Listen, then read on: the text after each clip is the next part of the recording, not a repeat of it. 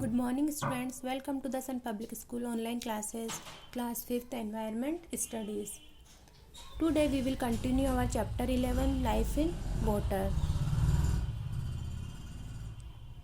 Page number 87. Last video में हमने read किया था कि जो how they live in water, कि जो जलीय जानवर होते हैं वो पानी में कैसे रहते हैं। तो अब नेक्स्ट 87 पेज नंबर पर देखो, डिस्कस एंड टेल, ये आपको डिस्कस करके बताना है। अब डू दिस ऑल्सो, ये भी करें, ये भी करना है। अब ये आपको करना है अपनी नोटबुक में। Draw diagram of a fish in your notebook, ये डायग्राम आपको, फिश का डायग्राम आपकी नोटबुक में बनाना है। यदि आपके पीछे क्वेश्चन नहीं है इसका तो भी आपको आपकी नोटबुक में इसको ड्रॉ करना है, फिश का डायग्राम। यहाँ पर मैंने लिख रखा है draw SW copy. Find out and tell, find करके बताना है। अब physical features of animals and plants are according to the environment they live in. जो जानवर और पौधे होते हैं, जानवर और पौधों की जो फिजिकल विशेषताएं होती हैं, शारीरिक या भौतिक विशेषताएं होती हैं, वो पर्यावरण के अनुसार ही होती हैं। जहाँ वो जैसे पर्यावरण में रहते हैं उसके अनुसार ही होती हैं। This is called adaptation to climate. इसे क्या कहते हैं? एडप्शन मीन्स अनुकूलन। तो इसे कहते हैं, इसे जलवायु के लिए अनुकूलन कहा जाता है। You might have seen green moss present at the places where water gets locked around. आपने हरे रंग की जो काई होती हैं उसको उन जगहों पर देखा होगा जहाँ पर पानी जमा हो जाता है। मतलब जहाँ पर पानी जमा होता है तो वहाँ पर काई जम जाती है हरे हरे रंग की।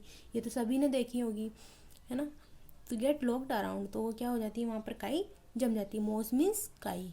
तो डू दिस, इसे भी करो। Scratch off and bring some moss from the place where water gets locked in your school.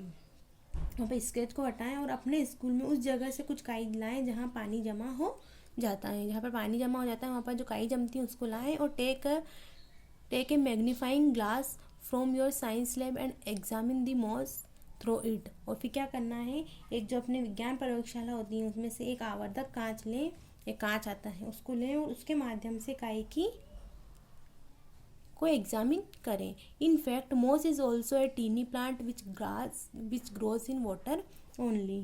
तो वास्तव में क्या होता है कि जो काई होती है वो भी एक छोटा सा पौधा होता है जो केवल पानी में ही बढ़ता है। नेक्स्ट पेज पे है थिंक एंड टेल, आपको सोचना है और बताना है। मॉस के बारे में ही है ये। फाइंड आउट एंड टेल, देखो लोटस का प्लांट है यहाँ पर, एक लोटस जो वाटर प्लांट बता रखा है। वाटर प्लांट कौन सा होता है? लोटस। ये आपने पिछली क्लास में भी, लास्ट क्लास में भी पढ़ा होगा, वाटर प्लांट्स साइंस की बुक में। You might have seen a pond, you might see, आपने एक तालाब देखा होगा। पॉन्ड मीन्स तालाब, तालाब तो सभी ने देखा है। There are several kinds of plants present in its water. तो उसके जो पानी में कई तरह के पौधे मौजूद होते हैं। पॉन्ड के जो तालाब के पानी में कई तरह के पौधे होते हैं। Some of this plants are submerged in water, कुछ जो प्लांट्स होते हैं वो क्या होते हैं, सबमर्ज, डूबे हुए होते हैं पानी में।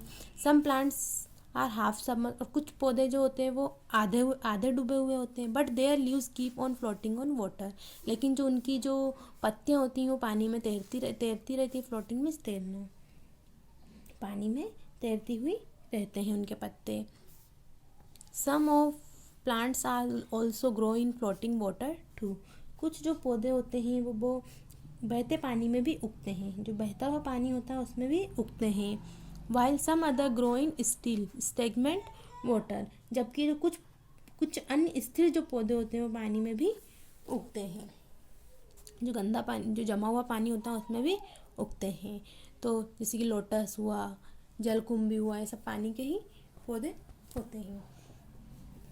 नेक्स्ट पेज देखो, ये क्या है, जलकुंभी, पिस्टिया स्टेटेनो। जलकुंभी होता है उसका एक और नाम होता है पिस्टिया स्टेटोट्स। तो look at the picture, look at the above picture and tell, ये इस पिक्चर को देखना है और बताना है।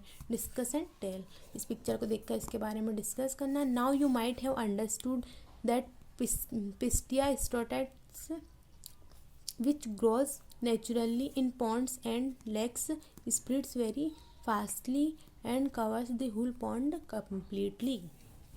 तो जब अब आप समझ गए होंगे कि जो पिस्टिया स्ट्रेटोट्स होता है, जो प्राकृतिक नेचुरल रूप से तालाबों और झीलों में बढ़ता है, ये जो होता है जलकुंभी बोलते हैं इसे। जो पिस्टिया स्ट्रेटोट्स होता है इसका नाम क्या होता है, जलकुंभी होता है। तालाबों और झीलों में बढ़ता है। कहाँ पर बढ़ता है ये, तालाब और झीलों में।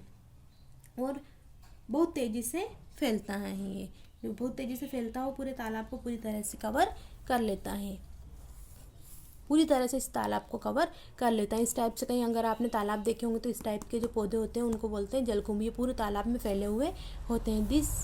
This has to be removed from time to time. तो इन्हें क्या होता है, इनको समय समय पर हटाया जाना चाहिए, इनको समय समय पर हटा देना चाहिए तालाब में से। डू यू नो, क्या आपको पता है, the main factor controlling the distribution of aquatic plants in the depth and duration of flooding. Factor means कारक, कंट्रोलिंग मीन्स नियंत्रित, डिस्ट्रीब्यूशन मीन्स वितरण, डेप्थ गहराई, ड्यूरेशन मीन्स अवधि काल, फ्लडिंग मीन्स बाढ़। तो जो जलीय पौधे के वितरण को, जो वितरण होता है उनका डिस्ट्रीब्यूशन होता है उनके पौधों का, उनको नियंत्रित करने के लिए मुख्य कारक जो बाढ़ की गहराई और अवधि में होती हैं। हाउएवर, हालांकि other factor also control their distribution, abundance and growth from, abundance means बहुतायत। तो जो हालांकि अन्य कारक भी उनके वितरण, बहुतायत और विकास रूप को नियंत्रित करते हैं उन्हें। दिस फैक्टर इंक्लूड न्यूट्रिशन, ये कारक क्या, इन कारकों में क्या क्या इंक्लूड होता है, nutrition, disturbance from waves, grazing by animals and salinity of water. Salinity means लवणता, ग्रेजिंग मीन्स चतुराई, वेव्स मीन्स तरंगे जो होती हैं। तो इनमें इन कारकों में पोषण, तरंगों से अशांति, जानवरों द्वारा चतुराई तथा पानी की लवणता शामिल होती हैं। Now this chapter is complete. I hope you have understood it. Please read this chapter and we will do the question answer of this chapter in our next video. Thank you.